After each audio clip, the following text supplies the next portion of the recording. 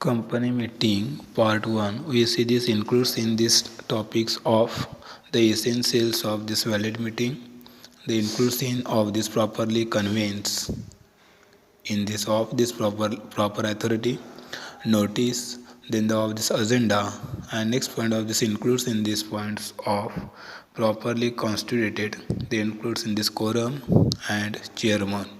The next one of this includes in this properly conducted, they includes in the of this proxy, motion, voting, resolution, and minutes.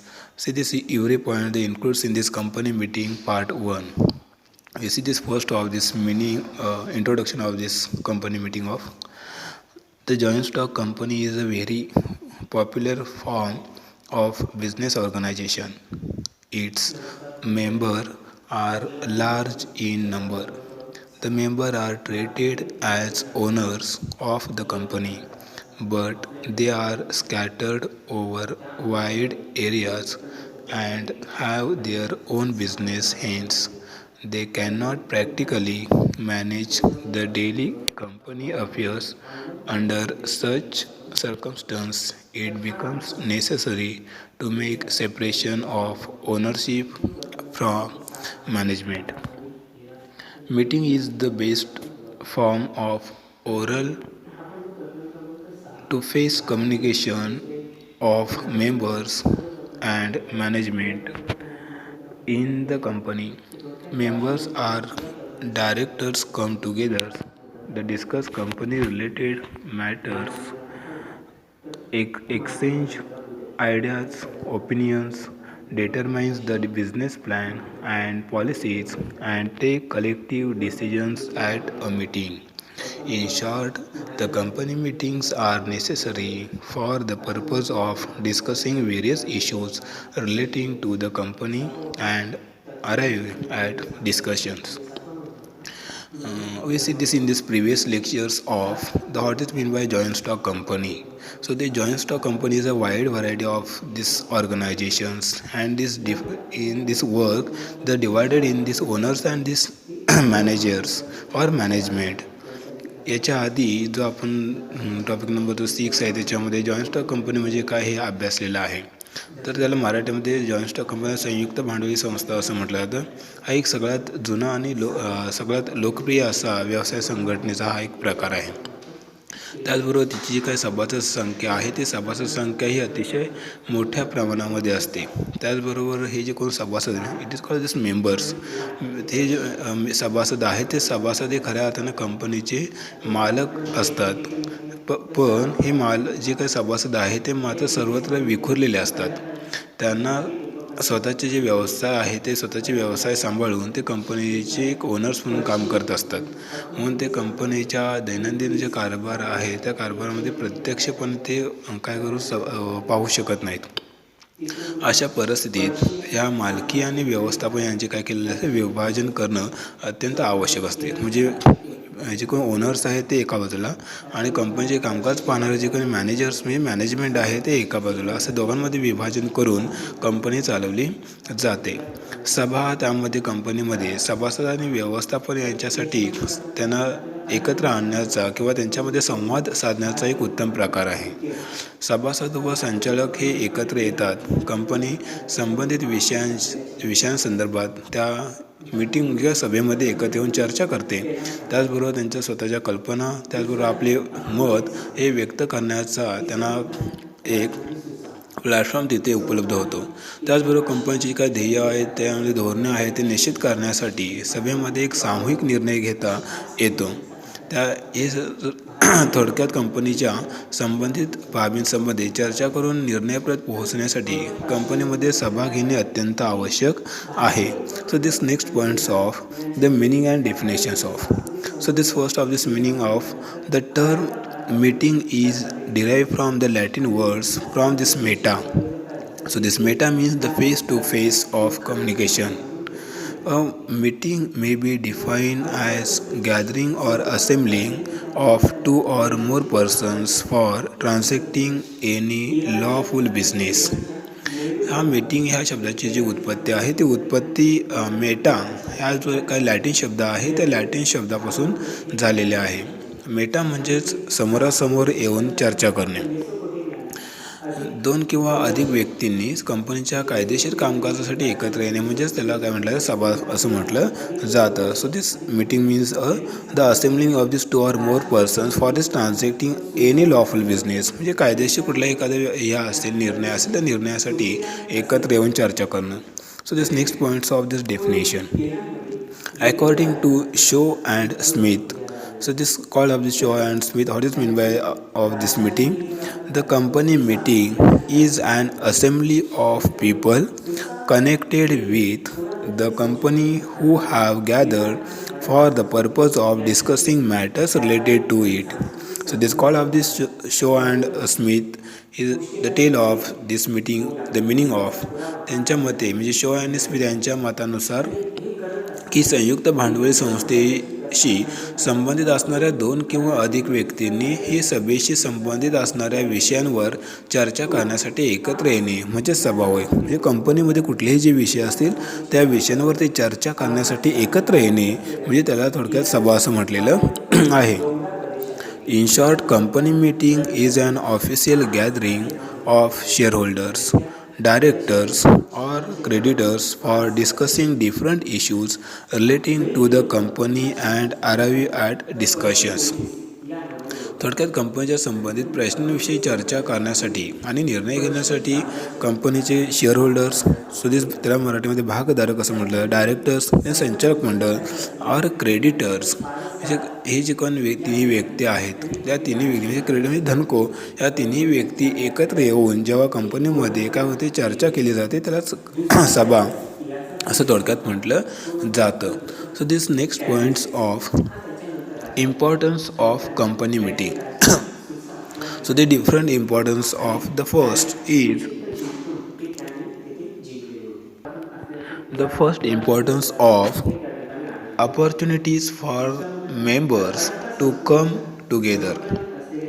A meeting provides an opportunity for members to come together and discuss about the working of the company. पहिलं जे महत्त्व सांगितलेलं आहे तो opportunities for members to come together म्हणजेच काय की सभासदांना एकत्र येण्याची संधी या कंपनीच्या सभेमुळे प्राप्त होते. सभासदांना एकत्र येऊन कंपनीच्या जे काही कामकाज आहे त्या कामकाजाची चर्चा करण्याची संधी या सभेमुळे त्यांना उपलब्ध होते. म्हणजे कंपनीच्या आधीच आपण पाहिलं की कंपनीचे सभासद हे सर्वत्र विखुरलेले असतात, ते एकत्र नसतात. मग अशा सर्व सभासदांना एकत्र आणून त्या कंपनीमध्ये होणाऱ्या ज्या काही सगळ्या गोष्टी आहेत ते त्यांच्यापर्यंत पोहोचणं आवश्यक आहे. त्याचबरोबर कंपनीमध्ये होणारे जे काही निर्णय आहेत ते निर्णय या संदर्भात त्यांना चर्चा करता यावी.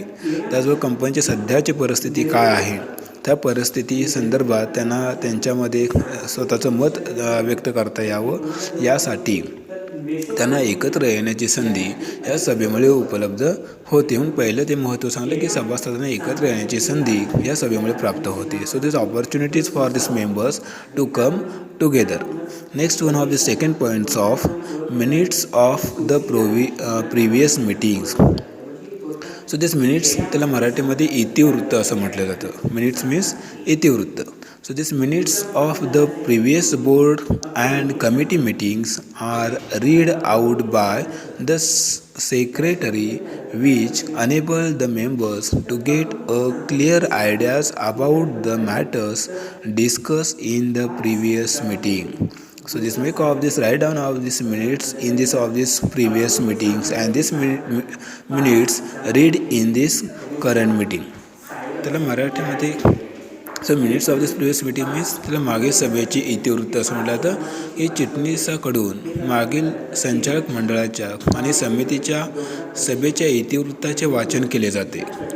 त्यामुळे सभासदांना मागील सभेमध्ये चर्चा केलेल्या विषयांची स्पष्ट कल्पना येते.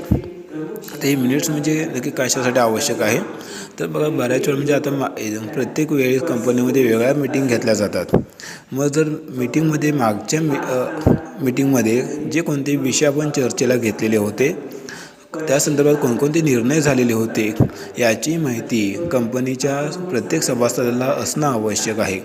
या सगळ्याच गोष्टी त्यांच्या लक्षात राहतील असं नाही, कारण त्यांचे स्वतःचे कामकाज सांभाळून ते कंपनीमध्ये काम करत असतात. यासाठी जेव्हा कंपनीची मीटिंग घेतली जाते तर त्यावेळेस त्या मीटिंगमध्ये मागच्या मीटिंगचं जे काही मिनिट्स आहे, इतिवृत्त आहे, ते इतिवृत्ताचं वाचन केले जाते. मग त्यामध्ये की मागच्या मीटिंगमध्ये आपण कोणत्या विषयांवर चर्चा केली, कोणते निर्णय घेतलेले आहेत याची माहिती त्या कंपनीच्या सभासदांना त्या इतिवृत्तामुळे मिळते. Next point number 3, fixation and implementation of policies, plan and programs. The management chalks out the policies, plan, programs and decide ways and means of its implementation in the meeting. तिसरा जो पॉईंट्स आहे की जी काही कंपनीची the fixation of this implementation of this policies, जे काही धोरणे आहेत, योजना आहेत, त्याच आणि जे काही कार्यक्रम आहेत त्यांची निश्चिती आणि अंमलबजावणी करण्यासाठी कंपनी कोणकोणती कामे करायची तर त्या संदर्भात माहिती या सभेमुळे मिळाली जाते. की व्यवस्थापन, धोरणे, त्याचबरोबर योजना, कार्यक्रम निश्चित करायचे असतात आणि त्याचबरोबर सभेमध्ये त्यांच्या अंमलबजावणीचे जे काही मार्ग आहे ते मार्ग आणि त्यासाठी कोणती साधने आपल्याला वापरायला लागणार, त्या साधनं कोणती लागणार ते ठरवणं, हे सगळ्याच नियोजन या सभेमध्ये करावं लागतं. मग आता कंपनीला जास्त मोठ्या प्रमाणामध्ये उत्पादन करायचं असेल तर साहजिकच उत्पादन करण्यासाठी कंपनीकडे तेवढी मशिनरी आवश्यक आहे. कंपनीला रॉ मटेरियल खरेदी म्हणजे कच्चा माल खरेदी करावा लागणार आहे. त्याचबरोबर कंपनीकडे मॅनपॉवर असणं गरजेचं आहे, म्हणजे मनुष्यबळ असणं आवश्यक आहे. त्याचबरोबर सगळ्यात महत्त्वाचं म्हणजेच मनी, पैसा, तेही कंपनीकडे आवश्यक आहे. ही जी सगळी जी साधनं आहेत, इन्स्ट्रुमेंट्स त्याला आपण म्हणतो, त्यासाठी कंपनीला वेगळ्या गोष्टींपासून किंवा वेगळ्या माध्यमातून त्या सगळ्या गोष्टींची पूर्तता करावी लागते. मग ते करण्यासाठी की कंपनीमध्ये सभा आयोजित करून की कोणत्या माध्यमातून ते जमा करायचं हे या संदर्भात त्या सभासदांकडून मत व्यक्त करून घेतलं जातं. मग त्यानंतरला कंपनीची काही वेगळी जी काही धोरणं आहे ती धोरणे राबवायची की नाहीत, त्याचबरोबर कंपनीने उत्पादन वाढवायचं की नाही या संदर्भात काय केले जातात, निश्चित असे नियोजन केले जाते. So this next points of number 4, analysis of problems.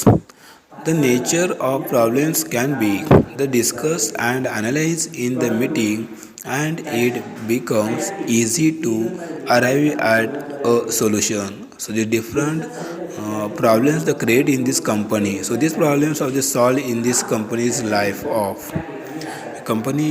जो चौथा पॉईंट झाला की समस्यांचे विश्लेषण. सभेमध्ये समस्यांच्या स्वरूपाची काय केली जाते, चर्चा केली जाते आणि त्याचबरोबर त्यांचं विश्लेषण करावं लागतं आणि त्यानंतरला त्यावर कोणते आपल्याला उपाय करता येतील तर ते उपाय सुचवले जातात.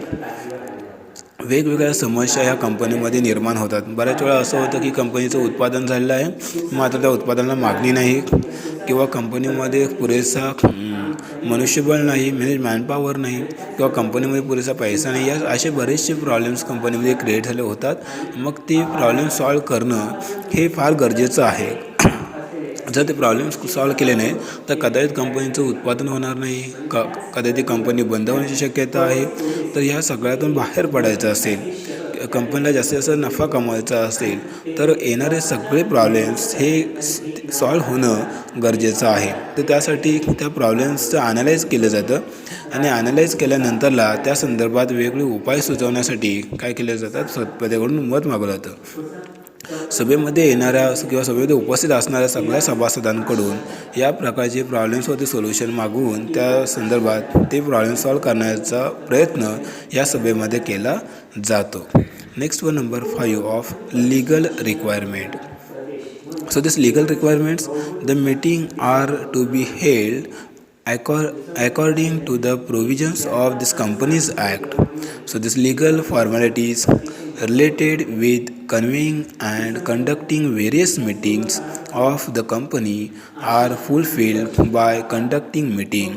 So this legal requirements means कायदेशीर बाबींची पूर्तता करणे. So this different legally documents they includes in this companies of the company कायद्यातील तरतुदीनुसार सभा आयोजित करणं तितकंच महत्त्वाचं आहे. त्याचबरोबर कंपनीच्या विविध सभांच्या आयोजनाच्या त्याचबरोबर ती सभा चालवण्याच्या संबंधित कायदेशीर जी काही बाबी आहेत त्या बाबींची पूर्तता या सभेमुळे होते. जे कंपनीमध्ये असणाऱ्या ज्या आवश्यक ज्या काही कायदेशीर बाबी आहेत त्या कायदेशीर बाबी पूर्ण करण्यासाठी या कंपनीची सभेचं आयोजन केलं जातं. बऱ्याच वेळा कायदेशीर बाबीच्या दृष्टिकोनातून कंपनीला वेगळे काही कागदपत्र जमावे लागतात. त्याचबरोबर कायद्याचं पालन करण्यासाठी कंपनीला तशा पॉलिसी राबवाव्या लागतात. तर ह्याची माहिती कंपनीच्या सभासदांना असणं गरजेचं आहे. यासाठी कंपनीमध्ये सभांचं आयोजन करून त्या संदर्भात वेगळ्या ज्या काही लिगली रिक्वायरमेंट्स आहेत त्या लिगली रिक्वायरमेंट्स पूर्ण केल्या जातात. So this next point of number 6, other elements. So these other elements, the meetings are essentials to make the appointments of directors and auditors, the declare the dividend, study and give approval to annual reports, the financial statements, auditors reports, etc. जो 6वा जो point सांगितलेला आहे की त्यामध्ये other elements इतर घटक म्हटले आहेत. तर संचालकांच्या आणि हिशोब तपासण्याची नियुक्ती आदी सगळ्यात करणं हे फार गरजेचं आहे. त्याचबरोबर लाभांश जाहीर करणं, वार्षिक अहवाल सादर करणं, वार्षिक हिशोबपत्र सादर करणं, हिशोब तपासणीचा अहवाल सादर करणं या सगळ्यांचा अभ्यास करून त्यांना मान्यता देणं हे सभेमध्ये आवश्यक असते. आणि सगळ्यात महत्त्वाचं की जे कंपनीचे ऑडिटर्स आहेत त्या ऑडिटरचे अपॉइंटमेंट करणं हे फार गरजेचं आहे. त्याचबरोबर कंपनीचे काही डायरेक्टर्स आहेत त्या डायरेक्टर्स म्हणजेच काय, हू दिस कंट्रोल ऑफ दिस कंपनीवरती नियंत्रण ठेवण्याचं काम हे कोणाचं असतं तर डायरेक्टरचं असतं. तर त्या डायरेक्टरची नेमणूक करणं असेल. त्याचबरोबर डिक्लेअर ऑफ दिस डिव्हिडंड लाभांश घोषित करणं. तर डिव्हिडंड म्हणजेच काय की कंपनीचे कोण जे शेअर होल्डर्स आहेत त्यांना आपण मराठीमध्ये भागधारक म्हणतो. त्या शेअर होल्डर्सना कंपनीकडून जो काय त्यांचा बेनिफिट आहे म्हणजे त्यांचा मोबदला आहे तो मोबदला त्यांना ज्या स्वरूपात दिला जातो त्याला डिव्हिडंड असं म्हटलं तर लाभांश असं म्हणतात. तर ते डिक्लेअर करणं म्हणजे किती लाभांश द्यायचं हे कंपनी ठरवते. पण ते ठरवत असताना कंपनीच्या मीटिंगमध्ये तसा निर्णय घेतला जातो आणि मगच ते निश्चित केलं जातं. तर मग ते किती द्यायचं आहे तो लाभांश किती घोषित करायचा आहे द्यायचा आहे हे सुद्धा त्या मीटिंगमध्ये काय केलं नियोजन केलं जातं. त्याचबरोबर approval to this annual reports कंपनीचा जे काय वार्षिक अहवाल आहे त्या वार्षिक अहवालासुद्धा मान्यता देणं तितकंच गरजेचं आहे. या सगळ्या बाबींची पूर्तता या कंपनीच्या सभेमध्ये केली जाते. So this 6 points of the company meetings of this importance of company meeting. This first is opportunities for this member to this come together. Second, minutes of this previous meeting. Third, fixation and this implementation of these policies, plan and programs. Fourth, analysis of problems. 5, legal requirements, and last number 6 of other elements. So this next and this important points of the essentials of this valid meeting. कंपनीची जी काय सभा आहे ती सभा वैध होण्यासाठी म्हणजे कायदेशीर होण्यासाठी काही आवश्यक बाबी गरजेच्या आहेत. तर त्या कोणत्या आहेत तर meeting play a very vital role in management of a joint stock company as most of the decisions are made at the company meeting. The business transacted at these meetings must be valid. A meeting becomes valid when it is duly convenes, properly constituted and properly conducted in accordance with the provisions of this Companies Act and the Articles of Association of the company. या कंपनीची जी काही ही सभा आहे ते सभा वैध होण्यासाठी या काही बाबींची गरज आहे. म्हणजेच काय की संयुक्त भांडवली प्रमाणाच्या जे काही व्यवस्थापन आहे त्या व्यवस्थापनात सभा ही खूप महत्त्वाची भूमिका बजावते. कारण सभेशिवाय कंपनीमध्ये जे काही सभासद आहे ते सभासद एकत्र येऊ शकत नाहीत आणि त्याचबरोबर कंपनीची कामकाज आहे ते कामकाज कसं चाललेलं आहे याची माहिती त्या सभासदांना मिळू शकत नाही. ती माहिती मिळवण्यासाठी कंपनीमध्ये सभेचे आयोजन करणं तितकंच महत्त्वाचं आहे. सर्वाधिक निर्णय हे कंपनीच्या सभांमध्ये घेतले जातात. सभेतील कामकाज हे कायदेशीर असणं गरजेचं आहे किंवा त्याला वैध असणं आवश्यक आहे. कंपनी कायद्यातील आणि कंपनीच्या नियमावलीतील तरतुदीनुसार जेव्हा सभा आयोजित केली जाते, त्याचबरोबर योग्यरित्या चालवली जाते व योग्य प्रकारे संचालित केली जाते, तेव्हा ती सभा कायदेशीर ठरते. आता ही कंपनीची जी काही नियमावली आहे, त्या नियमावलीमध्ये त्याला आर्टिकल्स असं आपण म्हणतो, त्या आर्टिकल्समध्ये कंपनी कशा पद्धतीने कामकाज करणार आहे, कंपनीमध्ये जे कोण ज्या व्यक्ती कंपनीशी संबंधित आहेत त्या सगळ्यांसाठी नियम घालून दिले असतात. त्या नियमांचं पालन करणं गरजेचं आहे. ते नियम पालन करूनच कंपनीचं कामकाज चालवणं गरजेचं आहे. तर त्या नियमांचं पालन होणं तितकंच महत्त्वाचं आहे. त्याचबरोबर कंपनीमध्ये वेगवेगळ्या जे काय निर्णय आहेत, ते निर्णयसुद्धा वेळेवरती घेणं गरजेचं आहे. या सगळ्याचंच पालन जर योग्यरित्या केलं तरच ती सभा ही कायदेशीर आहे किंवा वैध सभा आहे असं आपण म्हणू शकतो. अशा पद्धतीनं कंपनीचं कामकाज चालवणं तितकंच गरजेचं आहे. तरच कंपनीचं कामकाज हे व्यवस्थितरित्या चालून कंपनी मोठ्या प्रमाणावरती नफा कमवून कंपनी कंटिन्यू हे सतत कंपनीचं कामकाज चालू राहणार आहे. धन्यवाद.